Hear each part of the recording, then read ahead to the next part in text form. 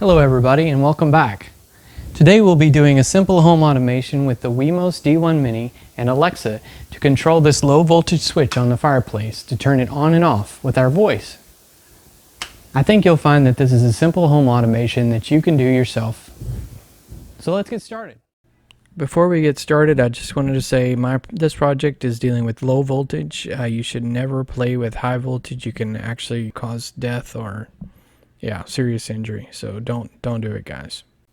Okay, as I mentioned, we'll be using the wemos D1 Mini microcontroller board, which is a microcontroller board that already has the Wi-Fi adapter built into it. It has several digital in and out pins, an analog in and output, and it is compatible with the Arduino GUI, which you can use to program it. And you can get these things for a few dollars on eBay. We're also going to be using a dual high-power MOS transistor driving control module, which can control between 5 volts and 36 volts at 15 amps max. And you can control this with 3 volts, which is why we're using it. You can also use a relay, but these modules are very cheap and they have a very low current requirement. So that's what we're using in this case.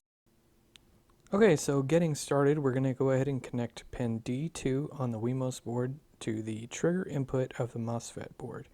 And that's going to be the first connection you see me make here. And the final connection we'll make is between the ground on the D1 Mini board and the MOSFET board.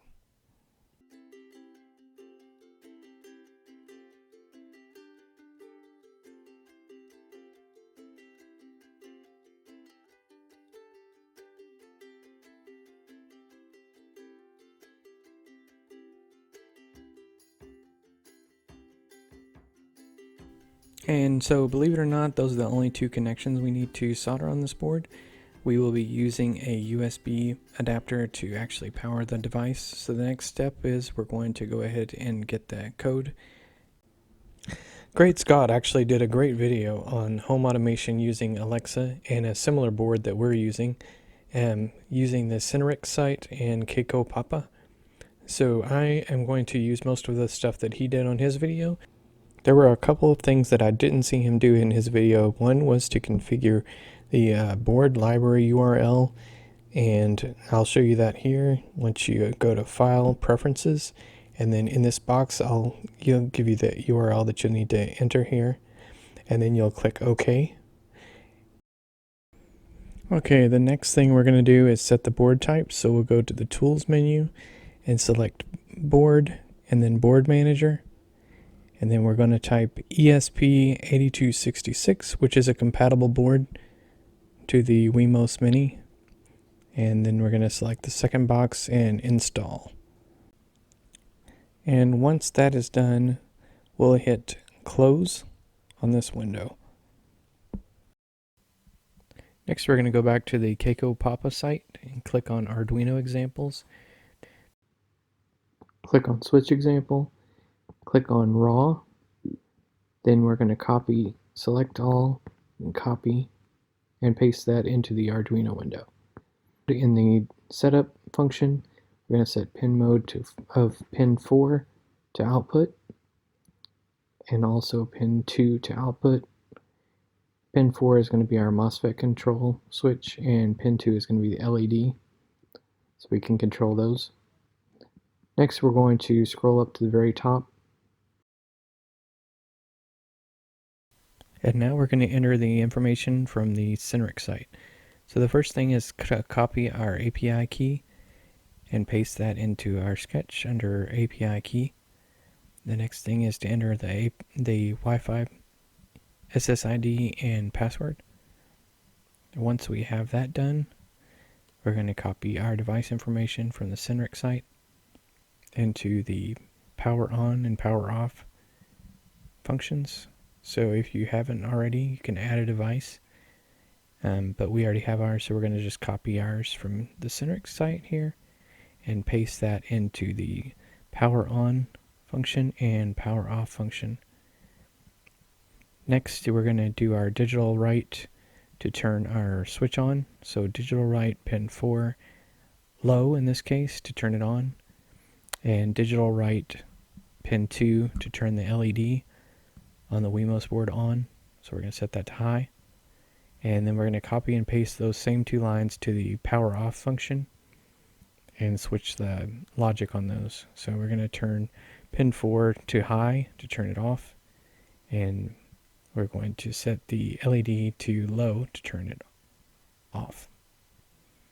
Alright, and that's the edits to this. So now we're going to try to check the function by clicking on that. It's going to ask us to save, so you can go ahead and save this sketch. And we find out that we're missing a library, so we're going to go back and add our library. So click on the first link there, and I noticed that this didn't work for me, so I had to back out the URL a little bit and go back to the main GitHub page and then download the zip file.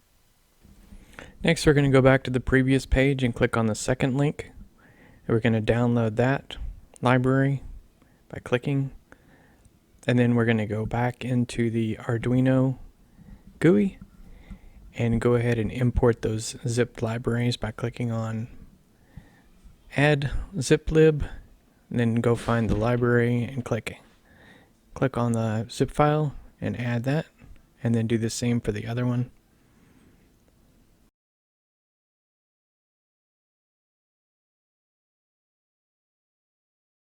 And then the next thing we're going to do is try to compile again, and you can see this time it actually compiles, so we're good to go.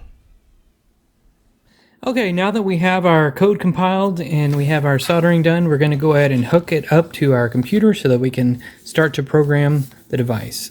So on my particular board, I have a programming port already installed. I'm just going to hook that up to the USB, and then I'm going to hook it up to the computer USB port by turning it the correct way. Now that our board is plugged in, we can go ahead and make sure we have the right port selected from the menu, and then go ahead and upload our code. And here you'll see that it's first going to compile, and then it runs through the upload. Alright, and now, computer, turn on the fireplace. Computer, turn off the fireplace. Computer, turn on the fireplace. Computer, turn off the fireplace.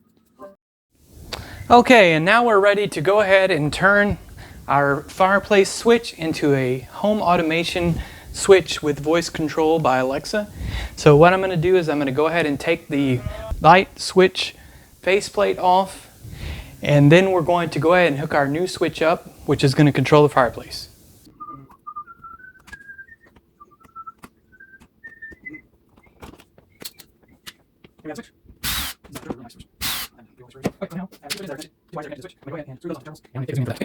It's controlled by very low voltage wiring. Basically, they just need to make contact for the fireplace to come on. And now I'm going to unscrew the terminals of those and go ahead and hook it up to the solid state relay. So basically, just touching these wires together starts the fireplace. I don't know if you can hear that in the background. Alright, so we're going to go ahead and hook our MOSFET switch up. So I'm going to be using the bottom 2 terminals here and here on this side, so I've already loosened those up. So we're just going to take the 2 wires here that are connected to the fireplace and hook those up to, it doesn't matter which one you use, but go ahead and hook those up to the terminals. And I should probably make these shorter, but I'm not going to do that right now. So hook those in there, screw those down. Alright, so they're kind of tight. I'm going to go ahead and make a test while we have this out. So go ahead, I have a USB wall wart, whatever you want to call it down here, 5-volt supply, and I'm going to hook that into the wemos board, into the programming / power port, and you can see that the light came on here, and we're just going to test it really quick. Computer, turn on the fireplace. And she turned the fireplace on, which you can't see. Go ahead and show you that now. Computer, turn off the fireplace. Computer, turn on the fireplace.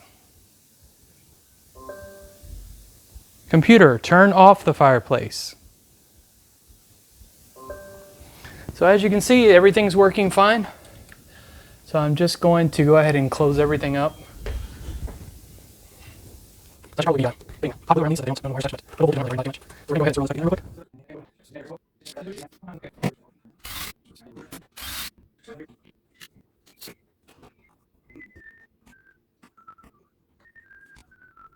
I hope this home automation project was interesting to you, even as simple as it was. And I would say probably it cost me less than $5 to put this together, all together.